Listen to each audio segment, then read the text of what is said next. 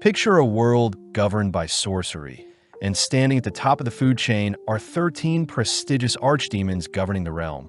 But when the oldest of the 13 suddenly pass, their belongings are sold off, and a new archdemon needs to be crowned. Interestingly enough, one of the goods ends up being a gorgeous elf slave. But the question is, what secrets is this cursed elf hiding? Starting our story, we see Chasteel Lilkvist being attacked by her knight Myers. But having ripped off Myers' face, Chasteel realizes the face stealer sorcerer has robbed Myers' body, trembling in fear as she hears the face stealer teasing and taunting her. As the face stealer prepares to torture Chasteel, our MC Zagan appears, holding up the face stealer by the skull. Zagan is pissed he was awoken by all the commotion, crushing the face stealer's skull before they can plead for forgiveness.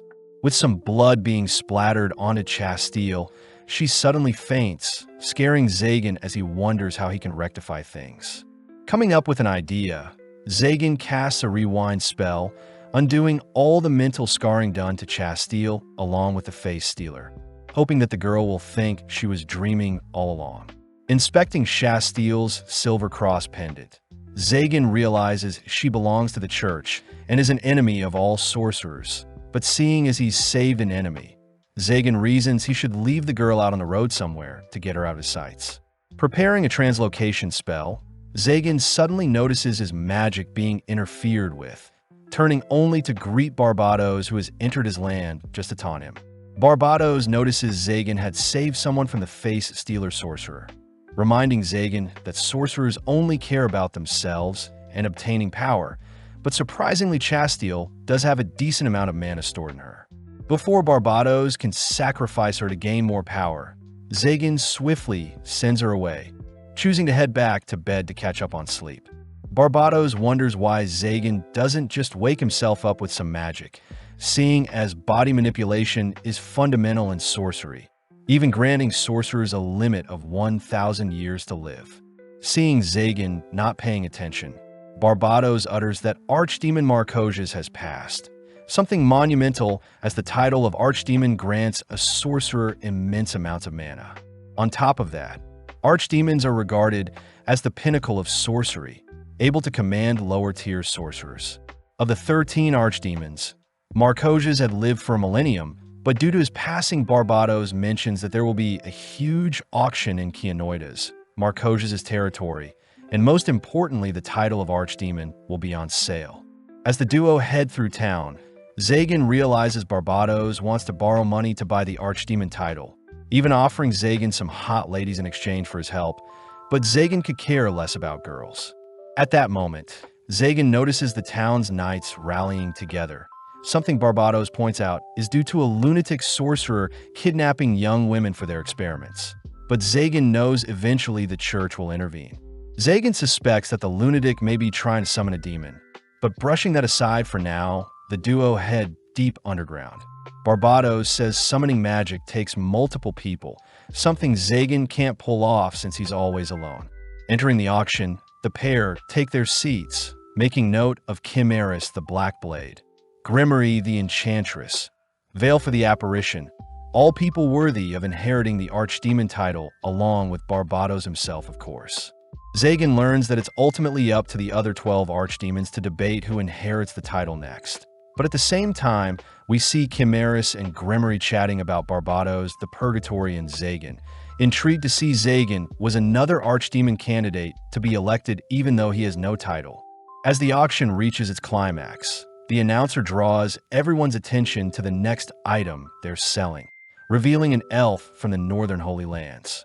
With a single glance, Zagan is captivated by the elf's beauty, noting the elf's platinum hair along with her abundant mana pool. With the bid opening, Zagan immediately offers up 1 million gold curiotes, shocking everyone. But Zagan says a strange feeling in his chest had commanded him to buy the elf slave. Heading onto the stage to collect the elf, Zagan hesitates to remove her collar, seeing as it restricts the slave from running away along with suppressing their mana. But the announcers reveal that they too don't know how to remove the elf's collar. Zagan hears that the elf has been preserved in place, excited to hear the elf speak, but this weirds everyone out. That night, Zagan takes the elf home, panicking as he doesn't know how to speak to her. Racking his brain on how to break the ice, Zagan suddenly hears the elf girl asking how she will be killed. But Zagan wonders where the elf may have come up with something so gruesome.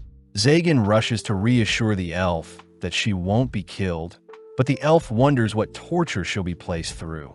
With some silence following the room, the elf introduces herself as Nephilia, a name Zagan finds beautiful, especially since it can be shortened to Nephi, an even cuter name.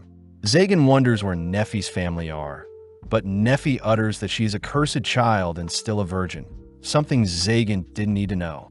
When Nephi asks why she was purchased, Zagan conceals the fact that he is in love with her, instead calming his nerves as he gives Nephi a room to stay in.